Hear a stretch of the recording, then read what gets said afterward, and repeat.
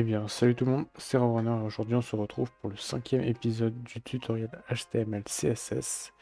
Et aujourd'hui on va voir comment implémenter des images. J'ai pas d'exemple. Mais vous allez voir, ça rendra bien. Allez, c'est parti. Donc premièrement, on va se retrouver dans l'index. Vous allez aller là où vous avez mis les motifs, donc genre là, pour que l'image soit juste en dessous. Donc là, on va créer un truc qui va permettre d'afficher plusieurs images. Donc en tout paragraphe, vous allez rajouter div.contenu, comme ça. Dedans, vous allez mettre div brève. Donc là, on va mettre... Voilà, faut mettre ça pour faire précédent. Et en dessous, on va mettre div slider index, ce sera mieux. Dedans, on va mettre... Donc là, moi, comme vous avez vu, j'ai rajouté 3 images là. Donc ça va me permettre d'afficher différents trucs. Et vous allez voir, elles sont de tailles différentes. Donc, et ça rend quand même bien. Donc là-dedans, on va mettre img src est égal à slash img et slash img 1.png. Pas la classe. On va mettre image 1 display. Donc ça, display, ça va faire, ce sera l'image qu'on affichera. Qui aura cette classe là. CTRL-C, CTRL-V, CTRL-V et 3. Voilà. Donc là, on va mettre image 2 et là, image 3. Ensuite, on va se retrouver ici et on va faire afficher une vidéo YouTube.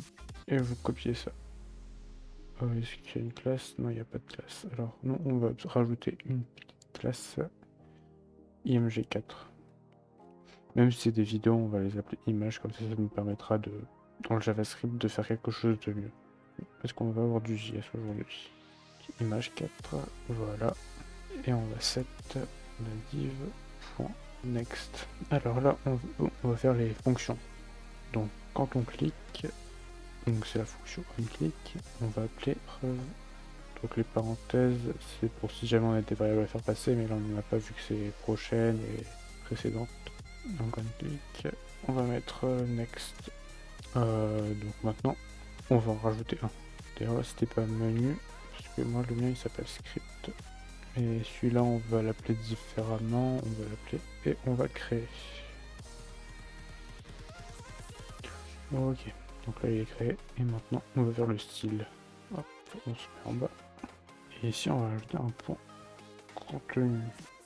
Celui-là il va nous permettre d'afficher les trucs différents. Donc là on va mettre un flex. Je vous mettrai un exercice pour travailler vos flexbox dans la description.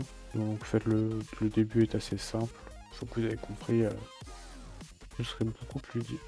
Donc les flex c'est vraiment quelque chose de très important dans le site web. Donc là, row c'est pour que ce soit dans cette direction là et pas dans cette direction là que s'affichent les items. Donc quand on met plusieurs divs, les images seront côte à côte. Center, voilà. Donc ça c'est pour les aligner au centre. Par exemple si jamais il fait 3 lignes, 1, 2, 3, ça sera sur la ligne du milieu. Déjà, voilà. Non, je me suis trompé peut-être. Ah non, regardez, du coup il y a la flèche là, et l'image là, et l'autre flèche là. Donc comme vous voyez, là c'est le bordel, d'accord. Mais vous allez voir. Donc là on va créer les flèches.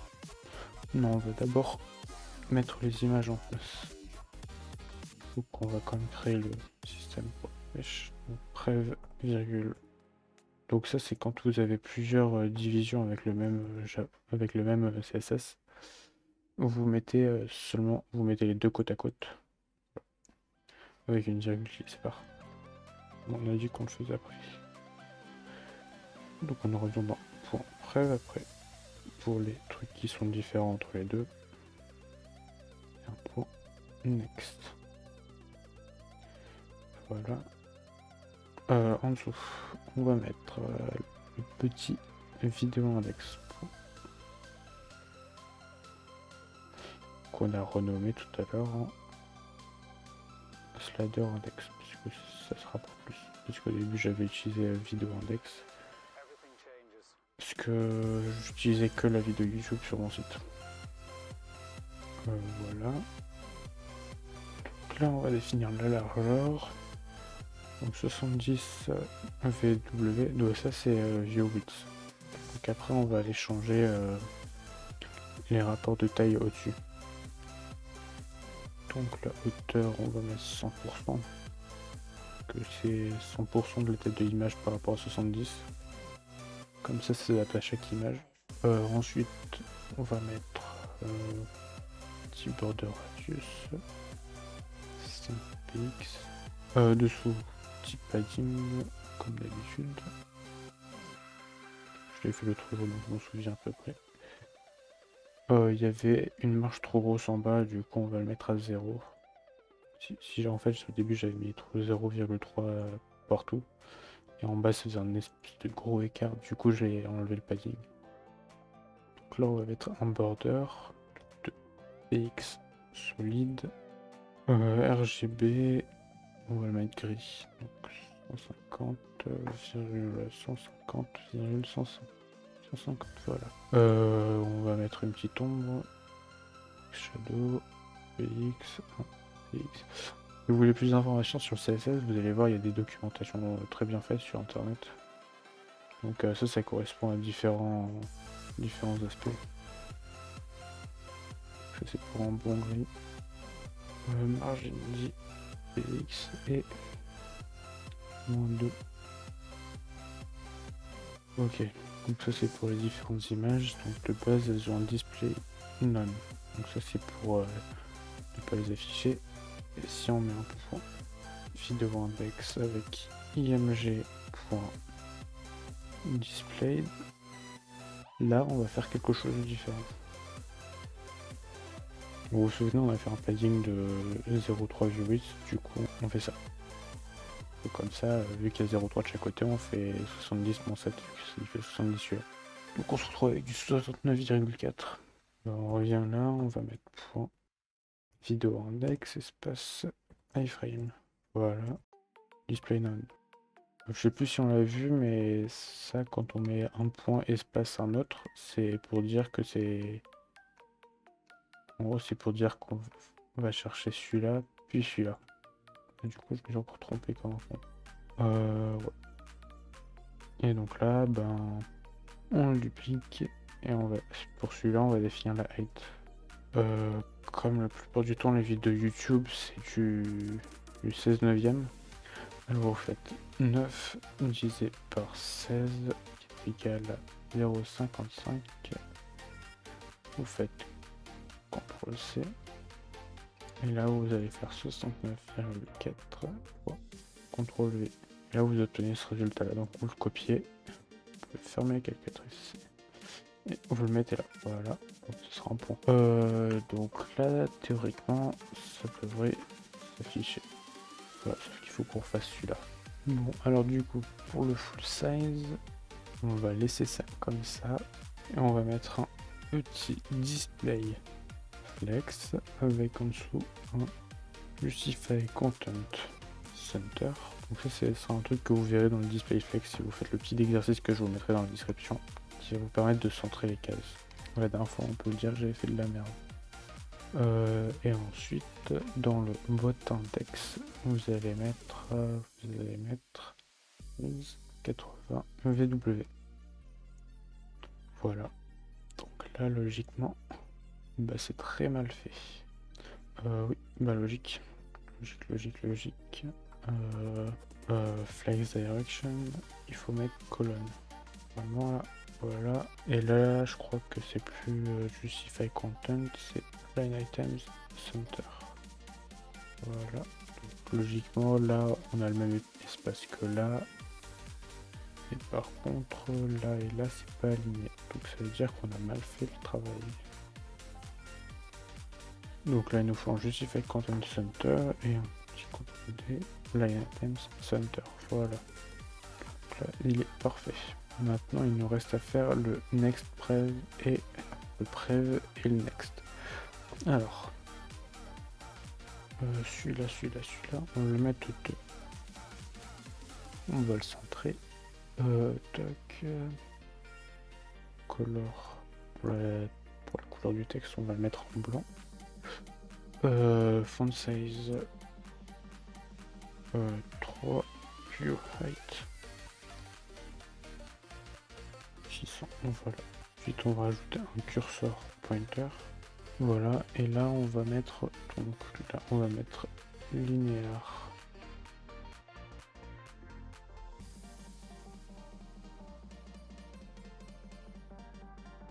Et bah excellent, non? Après on pourrait le faire de la taille de l'image. Là en gros ils sont pas fonctionnels. Et d'ailleurs il y a une grosse marge ici, c'est bizarre. Et là ça va être moins drôle. Alors faut tout définir, donc constante mg1 égale... donc là en gros on va chercher dans le document donc là le point pour la classe et image1.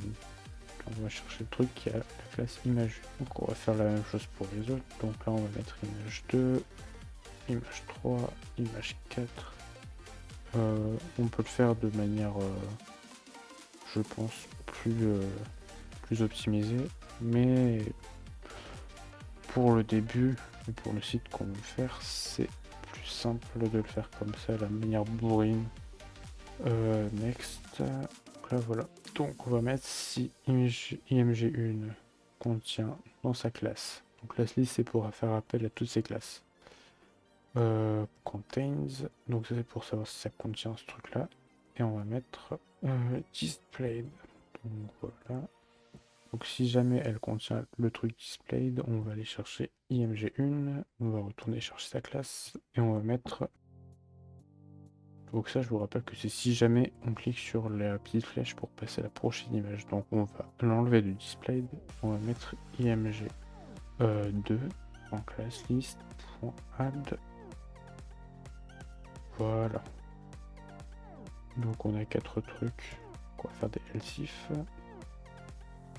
Donc là si jamais on a la classe img2, on va remplacer ça par 2, ça par 3. Là si jamais c'est la classe 3. On fait la même chose, mais pour 3 et 4. Mais si jamais c'est l'image 4, c'est pour ça que je dis de l'appeler image, parce qu'à la limite on s'en fout. Ça n'a aucun rapport avec... c'est juste pour le faire appel là, c'est plus simple. Comme ça vous avez juste à vous rappeler des IMG et puis c'est fini. 4 et 1. Là, logiquement, si on recharge et qu'on fait... Ah yes. Petit problème. Du coup, on va recommencer parce que là, j'avais fait une faute de frappe. Voilà. Pourquoi? Ah oui, je pense savoir pourquoi. Je crois qu'on a oublié de modifier là dans le CSS. Ouais, on n'a pas mis. C'est pas image là, c'est iframe. Voilà. Comme vous pouvez le voir, on a la vidéo. Mais malheureusement, il y a un problème à ce niveau-là. Qu'il faudrait que je retire dans le code. Ah non. Pourquoi? Ah ok. J'ai oublié de mettre l'unité. Donc faut bien mettre VW. Parce que c'est l'unité de largeur. Vu que c'est par rapport à l'unité de largeur qu'on a fait. Voilà, donc celui-là il marche. Mais comme vous pouvez le voir, celui-là ne marche pas. On va aller régler le problème de la vidéo. Donc il faut que vous retirez cette partie-là, jusqu'à height. Et ici vous revenez et vous mettez VW. Et maintenant on va créer la fonction previous. Donc si jamais on a l'image 1, on va mettre l'image 4. Si jamais on a l'image 4, alors on va mettre l'image 3. Si jamais on a l'image 3, alors on va mettre l'image 2.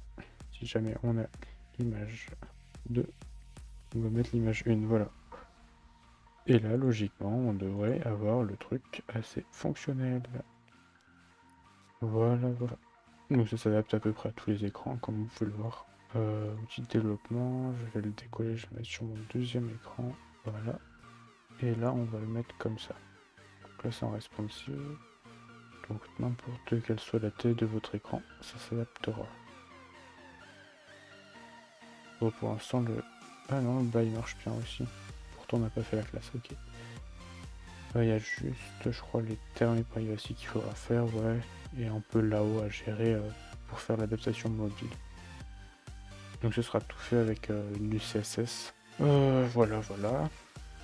Donc ça, après, vous pouvez l'adapter pour une deuxième page. Donc si jamais vous mettez des images différentes, il faudra refaire la même chose. Donc à ce moment-là, vous pouvez toujours l'appeler contenu, c'est juste... faudra changer, il faudra mettre prev 1 et next 1. Et next 1 pour que ça marche. Sinon, je vais vous montrer un peu le bordel que ça va faire. Et voilà, c'est ça. Il n'y en a qu'un qui marche.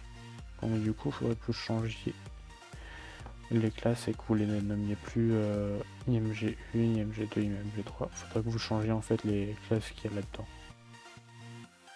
Next, il n'y aura pas besoin, Prev, il n'y aura pas besoin, vu que c'est les clics qui vont changer. Il faudra juste renommer ça. Donc là, on appellerait ça... pour que ce soit plus simple, on va nommer ça image. Vous rajoutez par exemple un S à tous. Là.